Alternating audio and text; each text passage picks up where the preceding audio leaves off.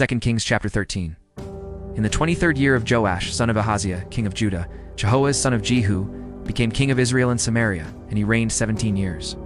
He did evil in the eyes of the Lord by following the sins of Jeroboam, son of Nebat, which he had caused Israel to commit, and he did not turn away from them. So the Lord's anger burned against Israel, and for a long time he kept them under the power of Hazael, king of Aram, and Ben-Hadad his son. Then Jehoash sought the Lord's favor, and the Lord listened to him, for he saw how severely the king of Aram was oppressing Israel. The Lord provided a deliverer for Israel, and they escaped from the power of Aram. So the Israelites lived in their own homes as they had before. But they did not turn away from the sins of the house of Jeroboam, which he had caused Israel to commit. They continued in them. Also, the Asherah pole remained standing in Samaria. Nothing had been left of the army of Jehoahaz except 50 horsemen, 10 chariots, and 10,000 foot soldiers. For the king of Aram had destroyed the rest and made them like the dust at threshing time. As for the other events of the reign of Jehoash, all he did and his achievements, are they not written in the book of the annals of the kings of Israel? Jehoash rested with his fathers and was buried in Samaria.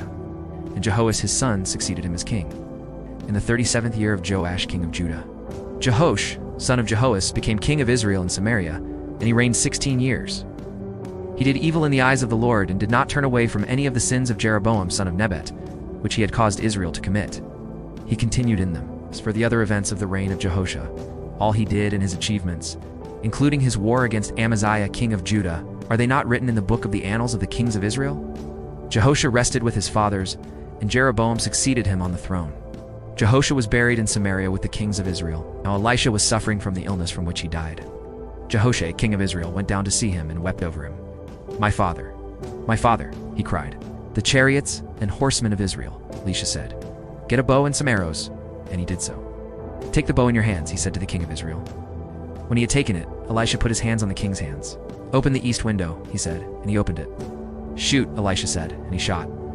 The Lord's arrow of victory, the arrow of victory over Aram, Elisha declared.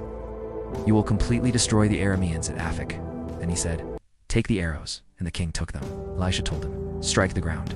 He struck it 3 times and stopped. The man of God was angry with him and said, you should have struck the ground 5 or 6 times. Then you would have defeated Aram and completely destroyed it. But now you will defeat it only 3 times. Elisha died and was buried. Now Moabite raiders used to enter the country every spring. Once, while some Israelites were burying a man, suddenly they saw a band of raiders. So they threw the man's body into Elisha's tomb. When the body touched Elisha's bones, the man came to life and stood up on his feet.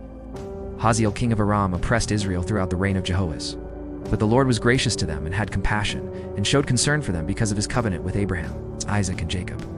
To this day he has been unwilling to destroy them or banish them from his presence. Hazael, king of Aram, died, and Ben-Hadad, his son, succeeded him as king.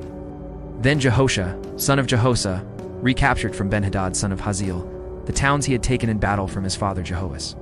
3 times Jehoash defeated him, and so he recovered the Israelite towns.